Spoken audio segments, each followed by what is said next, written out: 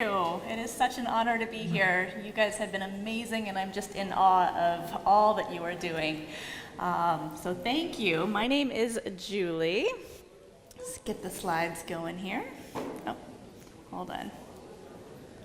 There we go. So yes, the brain-body disconnect and unlocking purposeful communication. So who am I? My name is Julie Sando. I'm based in California, and I've been fortunate enough to work with families worldwide, both online and in person. And in order to get to know who I am, I thought that we could take a look at who I have been over the past 20 years. So 20 years ago, this is me with Trent, the first boy I ever got to work with. He's amazing. And back then, 20 years ago, we saw this as primarily a behavioral disorder. And 20 years ago, the behavior therapy that I did, behavior therapy is a spectrum as well. And the behavior therapy that I was trained to do involved holding this little boy in a corner, putting his face in the corner, and holding him there to teach him that his behaviors are wrong. And I would leave work and cry. It just didn't feel right. I just loved this little guy so much. And so that was 20 years ago. And then 15 years ago, I was so relieved to find a relationship-based approach. This felt so much more true to me, to be able to relate to the kid where I was actually allowed to love this child in this program. And so we switched to a relationship-based approach, and that is when I started to see autism as primarily a social disorder.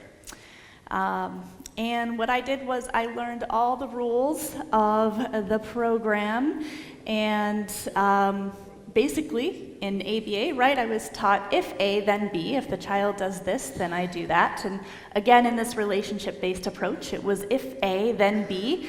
If the child does this, then you do that. And so what I realized was that even though this approach felt like there was more love, it still felt robotic to me.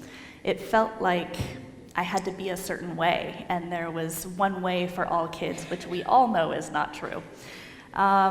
And with all these rules, it became more about the program than about the child and the family. So again, this didn't quite fit what I was feeling. So 10 years ago, I let go of all the rules, and I gave myself permission just to be me.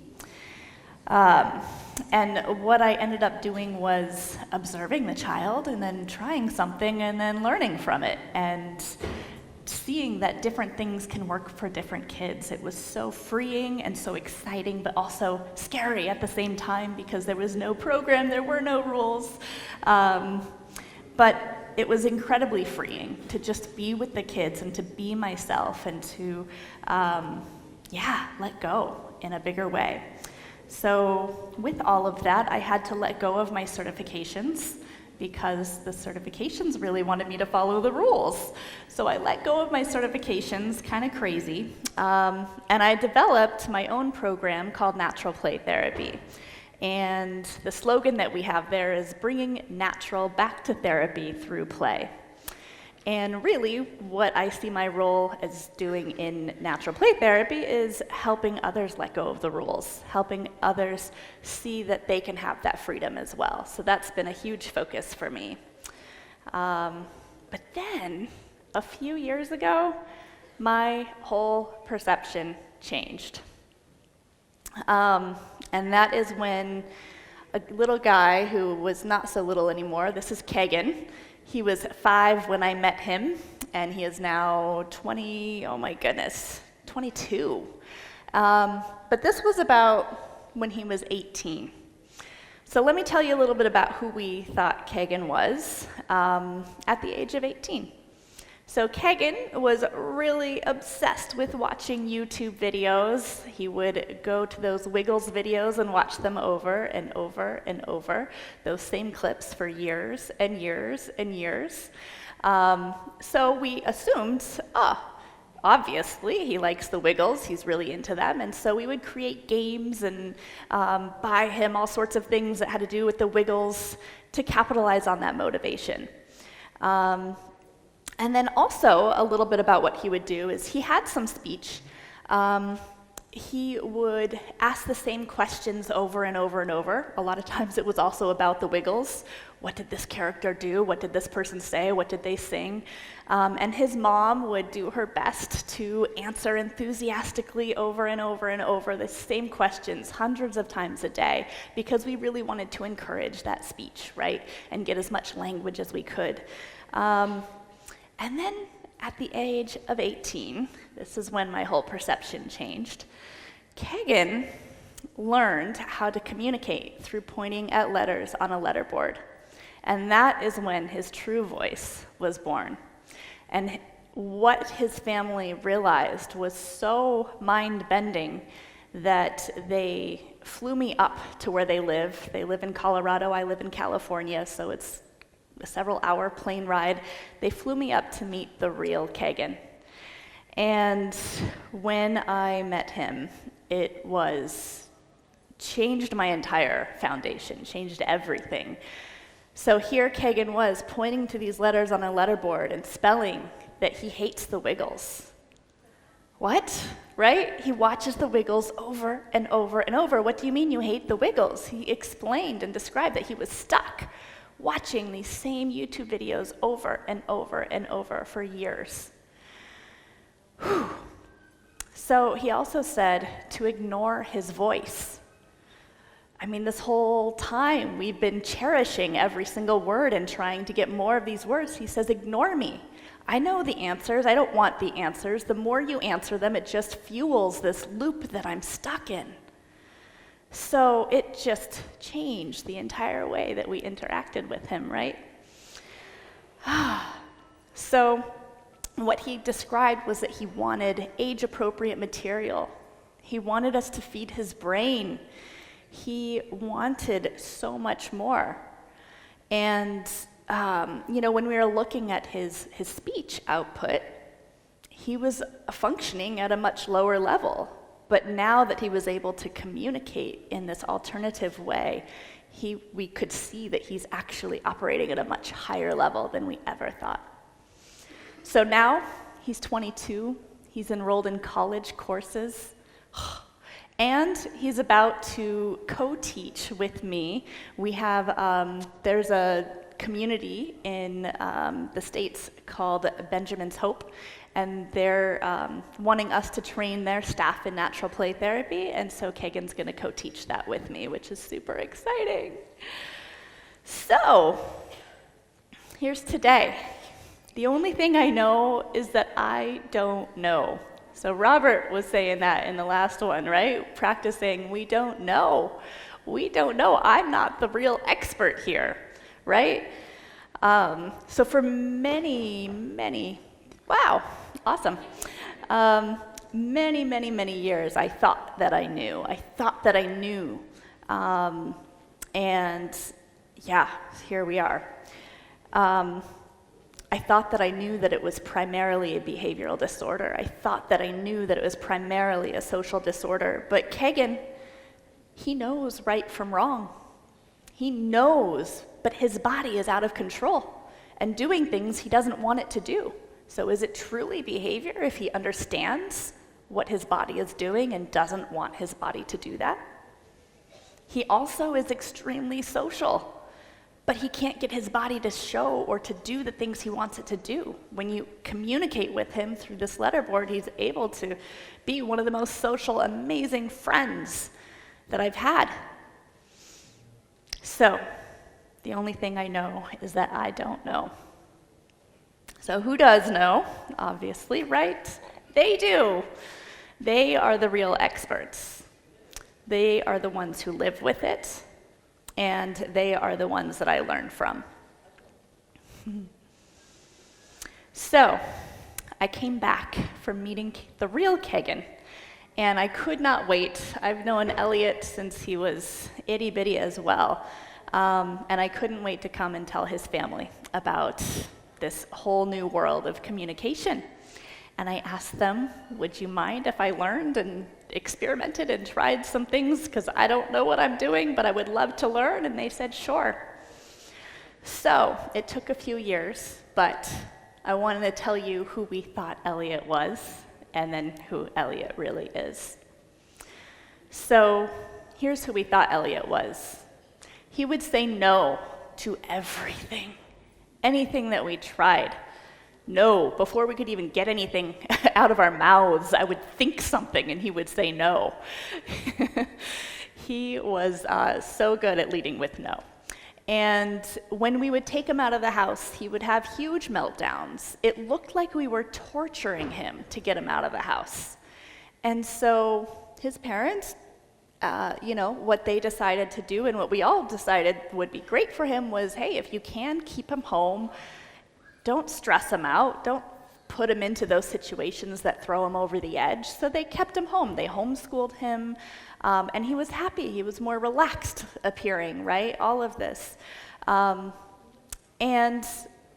Like everybody else, he watched all those YouTube videos and Disney movies and all those things. That was Elliot at 15 when we started, when I started to learn this whole communication avenue with him. We were also, for years, in his educational plan, working on addition of 1 through 10 over and over and over, and we just couldn't get past that. So a couple years later, I learn all these tools, try all these things, and eventually his true voice emerges. And wow, Elliot is a completely different person. He loves adventure, it turns out. He wants to travel the world. He wants to experience things outside of his house. But when he goes out, he's yelling, time to go home, no, no, no, and crying, and you look like you're torturing this kid. But now that he's able to tell us, I want to experience the world, I want to go out and do things, now we can help him work through it. And what happens is yes, now he can go out, and the second time he goes to that place, it's that much easier, so much easier. So it's been incredible to be able to work through all of these things. He's let us know, he ate the same 10 foods for like 10 years, right? And now he's let us know he wants to eat all these different foods that we had no clue. And now we can help him do all of that. So it's been absolutely amazing. So here's Elliot on some of these adventures.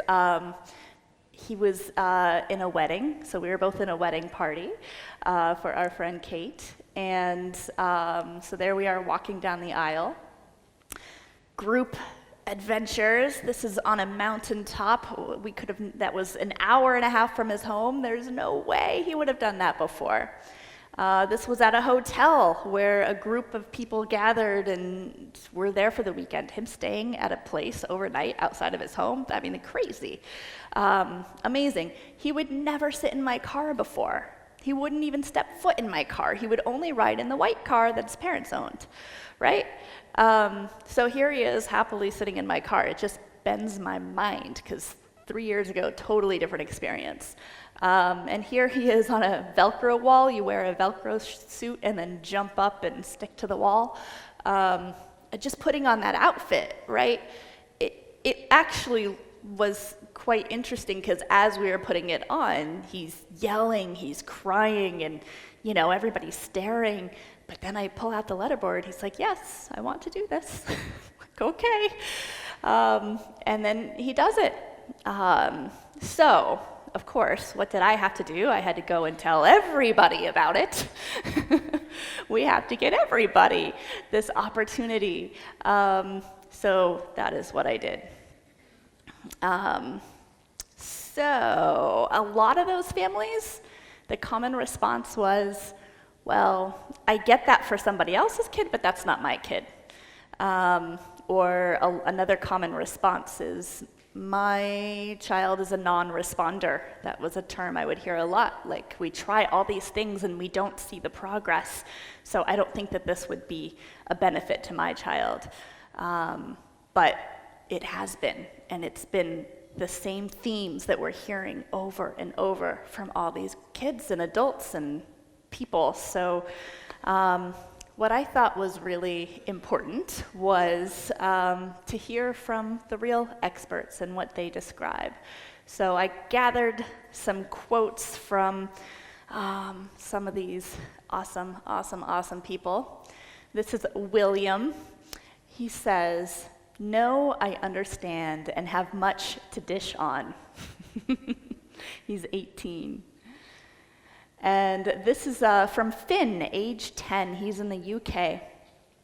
"Presuming competence means that a person sees the true reflection, not just my autism." And this is my friend Kayla. She says, she's a college student. She says, "Julie, I hope your audience will understand that someone like me, being non-speaking, has so much to say. We as non-speakers are just wanting acceptance and access just like anyone else." This is Jordan. So if you guys have pen and paper, get your pen and paper out, because I'm going to have you write down some stuff. But I'll read you his quote first. "My uncontrollable body's name is Rocky. I only named it so I would be able to tell it what to do.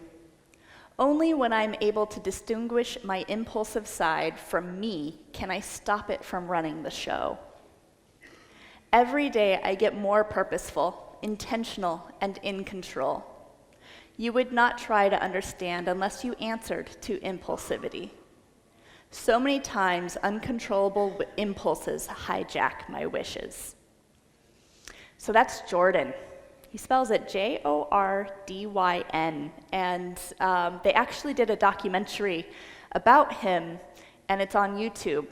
So, Jordan's Rocky Journey, Jordyn, write that down, and if you do Jordan's Rocky Journey, amazing visions of an autistic boy, you will see that documentary. I highly recommend it. He also has a blog. A lot of these people have blogs as well, so you can do a little Google search for Jordan's Rocky Journey too.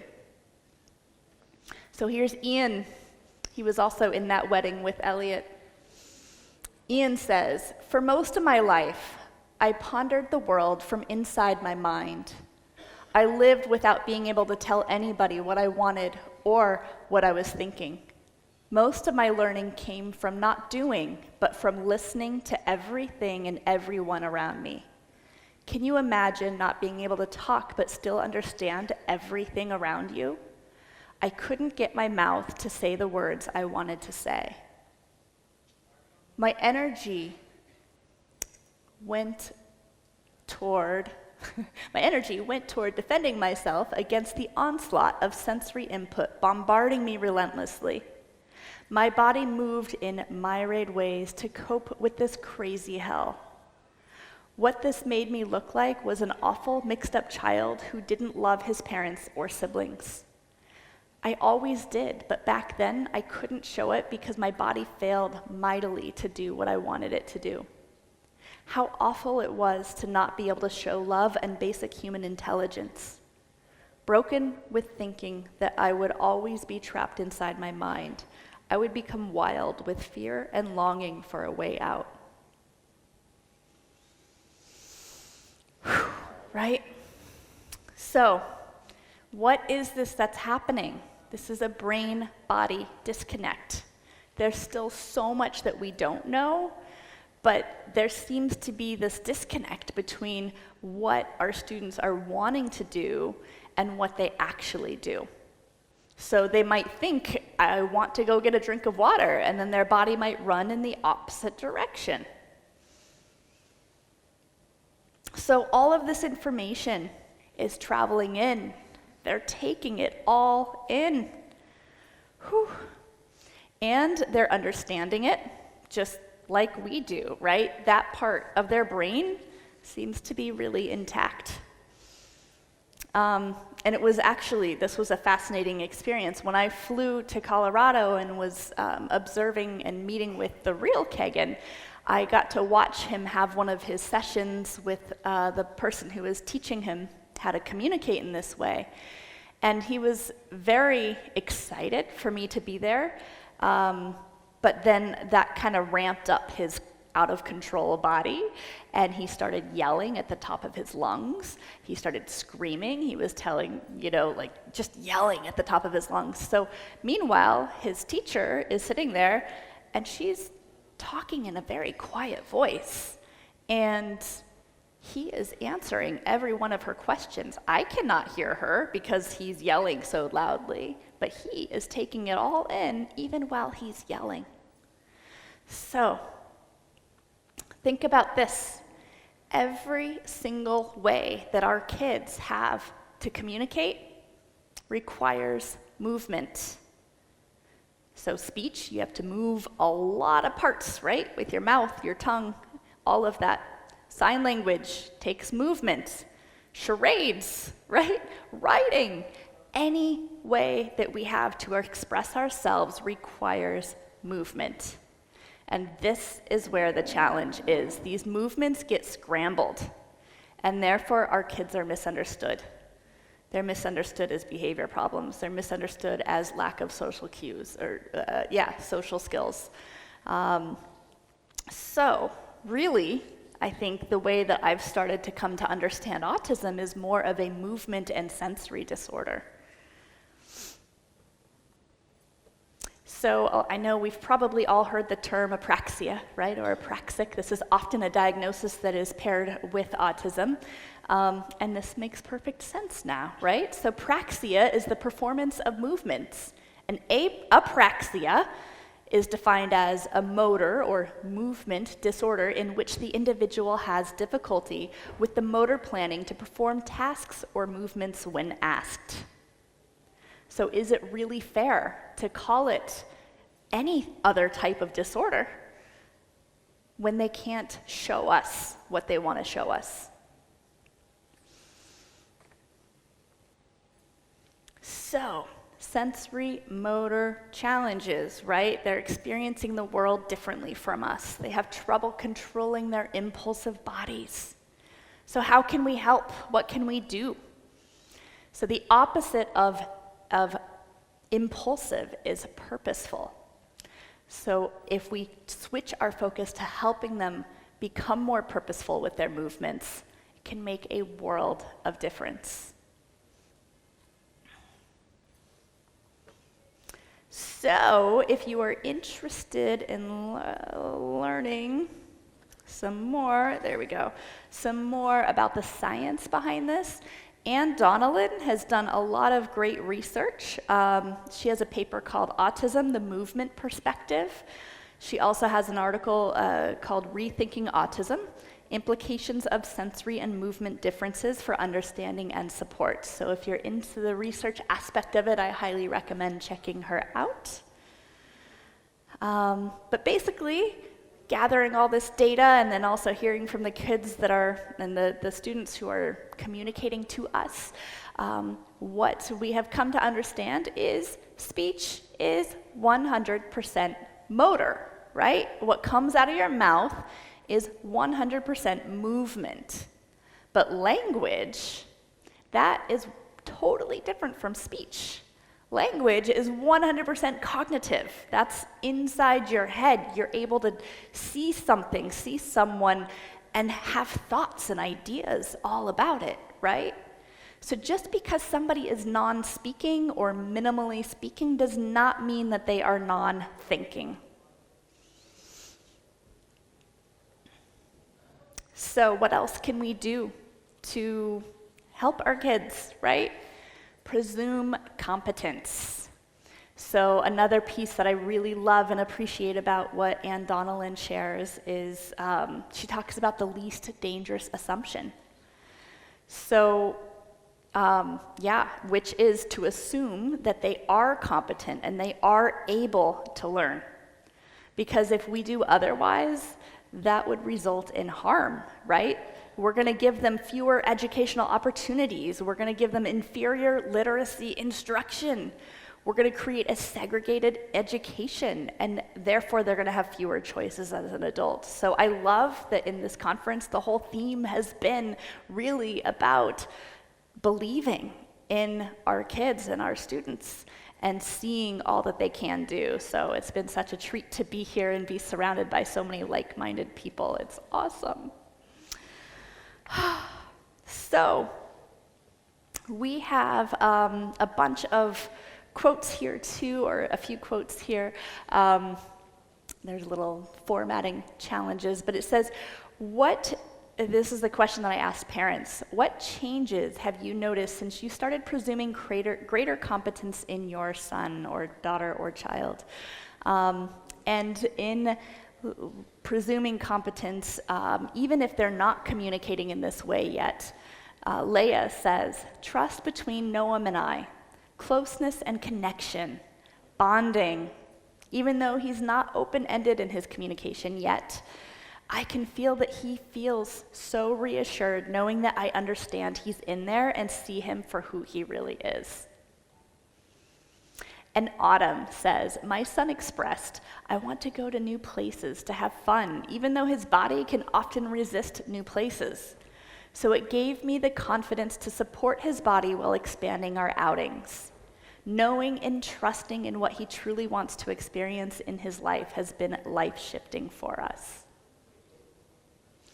And then here's at that same wedding, it was so awesome to have this inclusive experience where we had all these people on the spectrum who were totally welcome. This is Jared, he was a little jealous of my husband.